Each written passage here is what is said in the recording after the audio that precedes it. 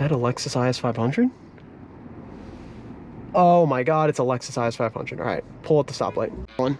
Today we're taking a look at Nicole's new car. This is a 2024, which is kind of crazy to say, Mazda CX90 Preferred Plus trim. Painted in this beautiful white. It's got a black interior. This is Mazda's upscale premium competitor at a good value to the BMWs, the Audis, the Mercedes of the world. This has Mazda's brand new inline six. It makes about 280 horsepower, 3-something hundred pounds-feet of torque. I'll throw the numbers up on the screen. I don't know off the top of my head, but yeah, inline six turbo. This is the detuned version.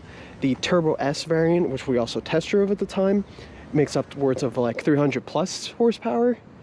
But this still has plenty of get up and go with that smooth inline six driving characteristics. We're gonna take a little walk around, show you some of the features on the inside. This Preferred Plus, I believe, comes with a heads-up display, towing package, but overall, pretty mid-tier spec, and it's great. Cole's had it for about 1,000 miles, and she really enjoys it. It's sitting on Yokohama all-season tires. Yokohama all-season tires, 265 55 R19 19-inch wheels. I like them. Front and rear looking really good. Got that inline six blacked out badge. I don't think this is functional, but it looks cool. Big angry Mazda front end. Looks like it's going to eat up the road. Got your active safety systems. This has adaptive cruise control. A bunch of other systems. Right housed behind the Mazda logo. A very handsome looking, but sporty, boxy looking Mazda. I think it kind of looks like a shorter Range Rover with a little more stance to it, a little less body line that you're used to in that Range Rover. It's a pretty long vehicle. In the rear we have this power tailgate. Opens good speed. Got the third row folded up to show for you guys, but nice and easy. The headrests fold automatically after you pull on this handle. Sorry for the mess back here, but plenty of space. Good load height, no lip down here to get in your way. Some lights, a socket over there. But yeah, good amount of space. Honestly, not the biggest feeling 3-row SUV. Got a your spare tire mobility kit, because this, believe it or not, has a spare tire. It looks like a full-size spare tire. Nice to see that in a car like this. Now I gotta remember how to put this back properly. Good amount of cargo space, nice and easy to get to. Could lock and close the tailgate from the rear. Pretty quick. Skyactiv G. This has Mazda's new 48-volt mild hybrid system. And I'm gonna be honest, I don't know how I feel about it. There's some moments where I think it's cool to see the engine turn off as you're coasting along. Show more of that in the drive. Start-stop is pretty smooth, but also very aggressive in terms of when the engine turns itself on and off. But yeah, let's start it up. We'll talk more about that in the driving experience. Obviously a measure to get through emissions, this inline six.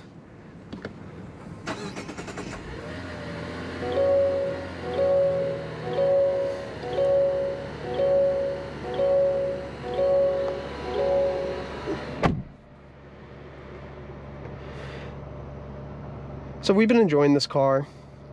Nicole's had it for about almost 1,000 miles, 883 on the dash. Wanted to break it in and stuff before we started to show it off more and get into it. You know, I like my sporty drive. So check out this interior.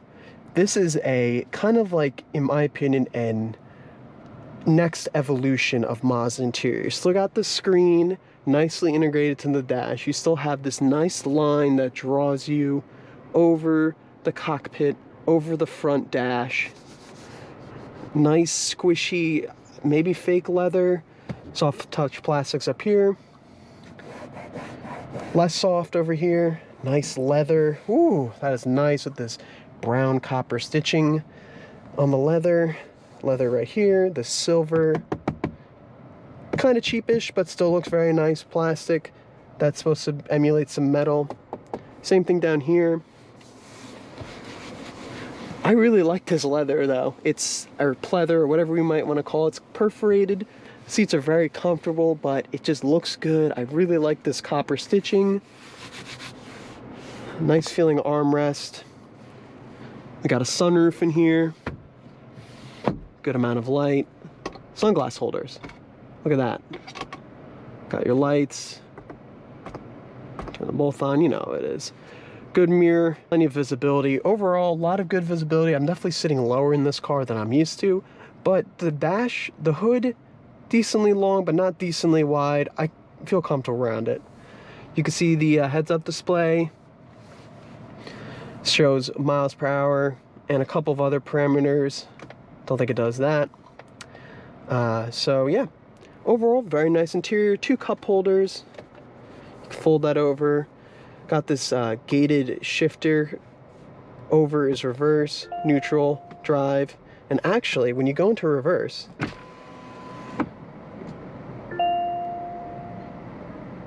hear a faint beeping. It's kind of cool because this isn't really a full hybrid. You can still hear the engine. I think that's nice. If you're My Drive Select, you can go into off-road, normal, and sport. Check this out later.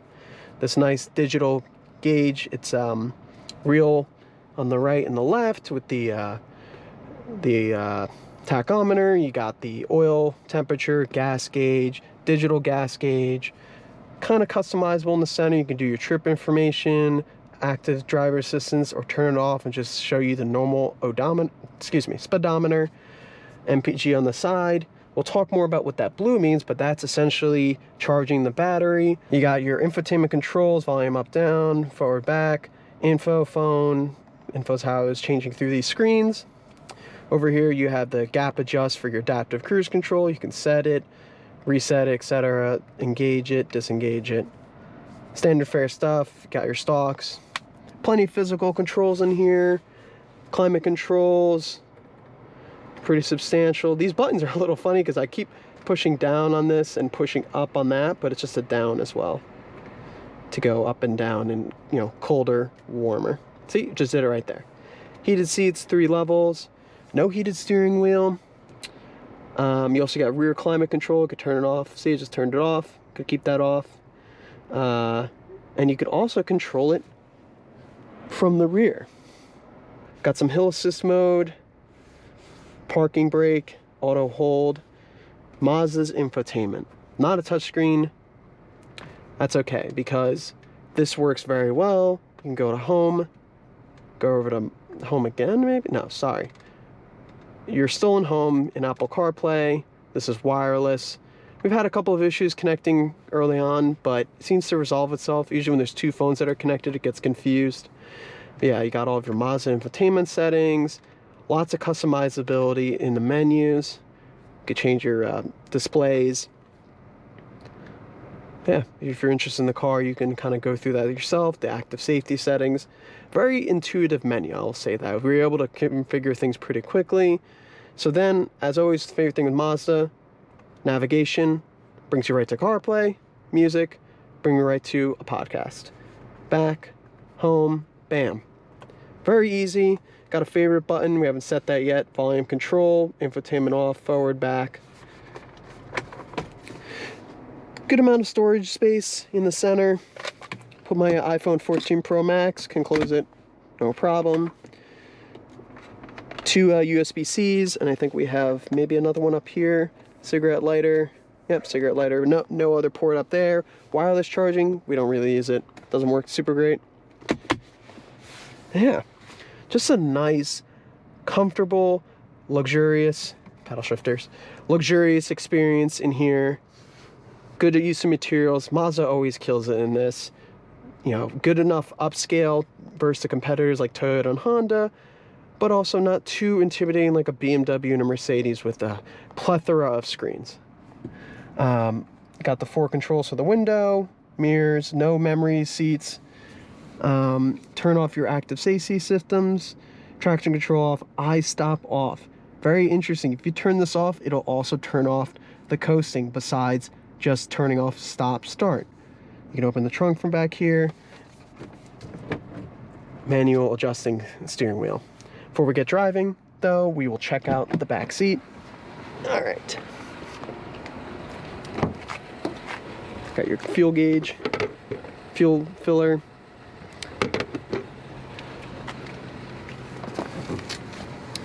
Sitting behind myself, I think the seat can still go back a little bit more. Definitely. But sitting behind myself, plenty of room, have plenty more room to go. Nice rear sunshade. A very attractive interior. We all enjoy a good Mazda. Climate controls back here, again. Control, turn off, USB-Cs, 2 here, vents over here, and none on the side pillar. That's surprising. Little pocket storage. Interesting.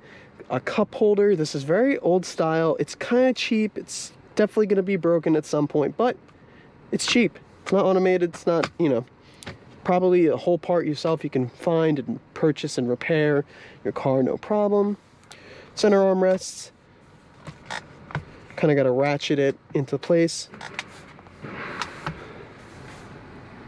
Yeah. Let's check out that 3rd row. I already bonked it down.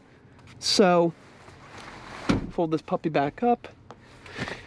Definitely difficult for my big butt to get through here, but once you get back here, sorry, I fell in. I have a decent amount of room. This floor mat's in the way, but because it's captain chairs, you can definitely stretch out, and I could do this trip for an extended amount of time. The load floor is a little low, so my legs are high up, but not too uncomfortable. Definitely, you know, do this myself, maybe share it with the other passenger over here. Hard plastics, what can you expect? But overall, sitting like this, plenty of headroom, maybe 2 fingers above my head. USB-C back here, cup holders. Vents, that's interesting. Vents back here, that's great. Look at that. Mazda looking out for the 3rd row. All right, let's take this for a drive. Not much to see in here. Got your intake, coolant, and a nice Mazda engine cover.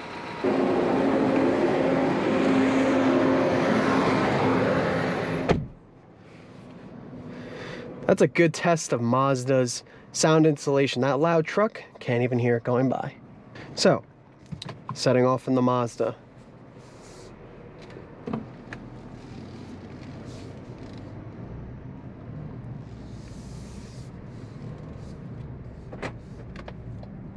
First off, love the sound of that blinker. Kind of reminds me of a Volvo, but it's got its unique flair to it.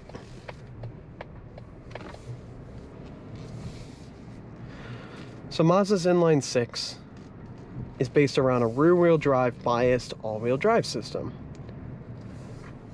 Now, do I feel it?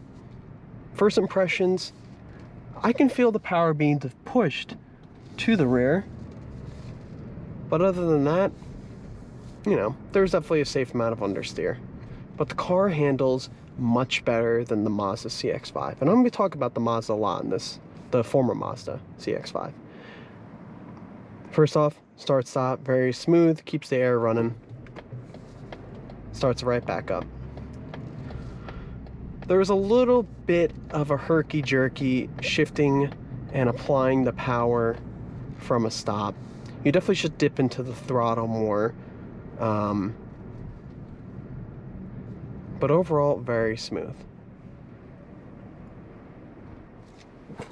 And you probably didn't see it there, but the engine shut it off as we coasted into a stop. Not just like stopped when we were pretty much slowed down, but like we were still rolling and it just kept going. So back to the driving dynamics. Steering is light. There's some of that jerking I was talking about. Steering is light, but the ride is so much better. It's still got that good connection to the road over those bumps that we just saw, but overall it's so much smoother than the CX5. They really, in my opinion, refined and tuned that suspension without sacrificing driving handling.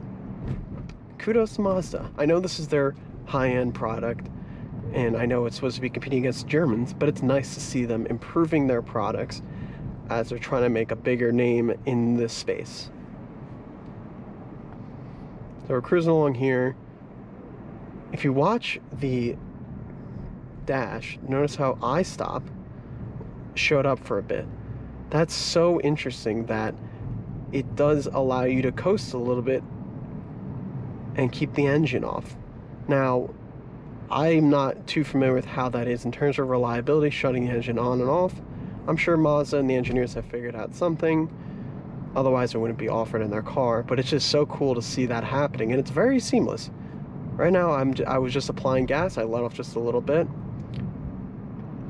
and you know, the engine starts back, or the engine turned off, and it kept coasting. Engine started back up when I gave a little bit more gas, and we went forward.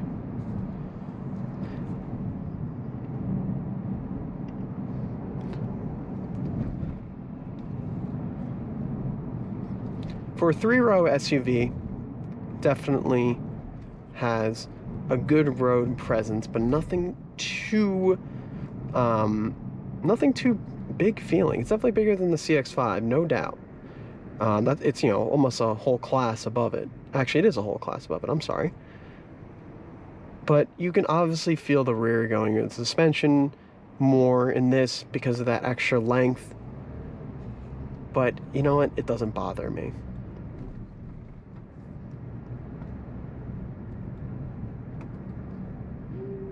In traffic, this mild hybrid Skyactiv all-wheel drive is very, I'm gonna say very, it's good. It's a little herky-jerky at times, but it gets the job done, and it keeps the engine operating in a very economical mode. You know, with city driving mixed with some highway driving, but mostly city driving, we're averaging 24.4 MPG. That's not too bad. Is that a Lexus IS 500? Oh my god, it's a Lexus IS 500. All right, pull at the stoplight.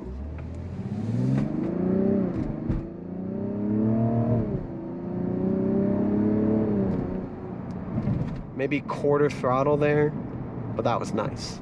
Very good pickup. Very nice shifts from that. I believe it's an 8-speed. Yep, 8-speed automatic. And that engine tone, so much better than that rattly 2.5 liter naturally aspirated 4-cylinder.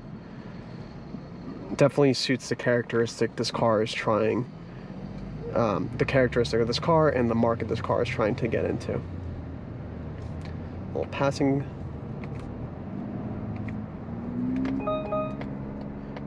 Blind spot monitoring warns you in the heads-up display and audibly.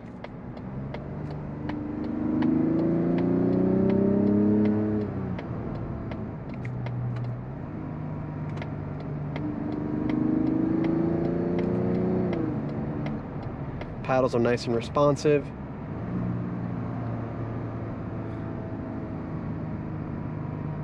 Body roll is there, but on throttle the car tucks in, definitely applies the power to the rear, and really turns in the car decently well. Switch it over to sport mode. Hopefully get a good pull onto this interstate or highway. So in sport mode, car gauge cluster turns red, shows off sport. Shows that you're really getting into it. It'll keep the revs higher like any other sport mode car. No active exhaust, no extra, you know, this is a luxury comfort cruiser first before the sports car. It also keep the off throttle revs higher. So, let this bus pass. I'm gonna get honked at. All right, let's go.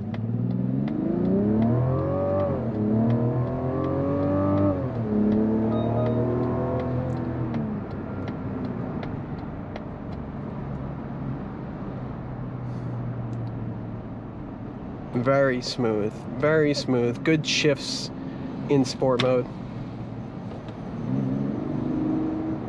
Very nice sounding engine.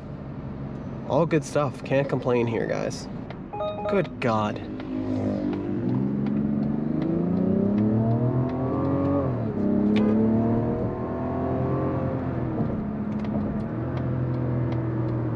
Ooh, that is a nice high rev downshift.